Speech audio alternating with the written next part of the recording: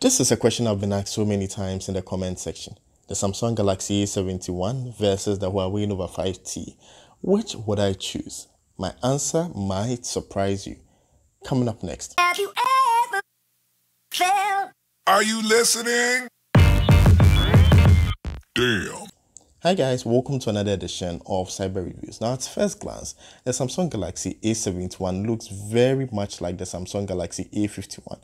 But whereas the A51 is a mid-range phone with memory sizes of 4, 6 or 8 gigs of RAM and 128 gigs of storage selling for around $300, the Samsung Galaxy A71 comes with either 6 gigs or 8 gigs of RAM and 128 gigs of storage selling for about $400. So on the surface, they look very much alike. But when you take a closer look at the internal components, the Samsung Galaxy A71 has a Snapdragon 730 chip, which is way more powerful than that of the A51, which is Exynos 9611 chipset. However, both of them do not come close to the flagship performance you get from the Huawei Nova 5T, which is a high silicon Kirin 980 chip, which is the same processor as a Huawei P30 Pro, the best phone released by Huawei in 2019. I'm going to be leaving links to all the phones mentioned in the description so you can check them out. Now, if you're new to my channel, I do mobile phone reviews, mobile app reviews, and I bring to you affordable gadget reviews to help you make an informed decision whenever you're making your next purchase. So if you like that kind of content, please click on the subscribe button and turn on all notifications so you do not miss any episode. Now, let's get right into the comparison.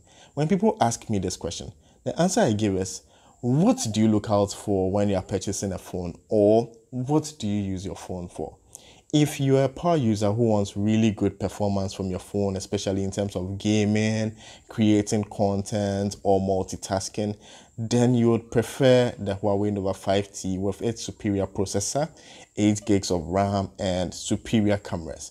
The Huawei Nova 5T has 5 cameras in total, 4 at the back and 1 in front. Whereas most mid-range phones like the Samsung Galaxy A71 come with average cameras, the Nova 5T has really good cameras which take great pictures in both daylight and low light conditions.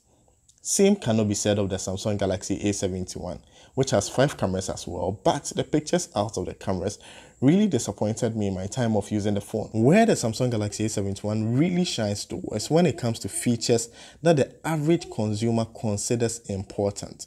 So to begin with, the A71 has 4,500 mAh of battery capacity, which is really good if you are someone who considers battery capacity an important factor when you are choosing a phone. The next reason why someone might choose the Galaxy A71 over the Nova 5T is that the A71 is larger, has a bigger screen, and a display which looks really vibrant with colors which are very saturated. This makes it a pleasure to watch content on, so you can watch your Netflix and YouTube on it and really fall in love with the display. Again, the A71 has a 25 watts charging adapter, which charges faster than the 22.5 watts fast charging adapter you would find when you buy the Huawei Nova 5T. Another difference worth mentioning is that the Samsung Galaxy A71 has expandable storage, whereas the Nova 5T does not have expandable storage. When it comes to the design, you have a choice of plastic at the back when you settle for the A71 or glass at the back if you go for the Nova 5T. Now, you know I'm a sucker for the design of the Nova 5T back because it catches the light at different angles and it's not really common. The design is really unique. Today, you can get the Nova 5T cheaper than the Samsung Galaxy A71.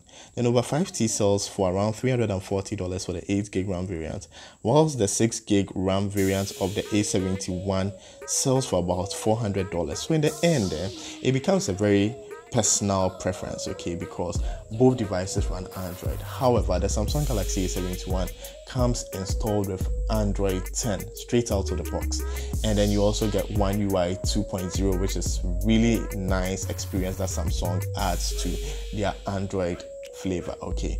But the Huawei Nova 5T comes with Android 9.0, but you can always upgrade to Android 10.0, and then it comes with Huawei's version of Android, which also has certain unique features. So then, like I said, it becomes a matter of personal preferences. This for me has been the hardest comparison to make because both phones are really good for the purpose and price. So you let me know in the comment section which you prefer and why. Kindly leave a like if you enjoyed this video and share it so the channel can grow. Thanks, Bibre.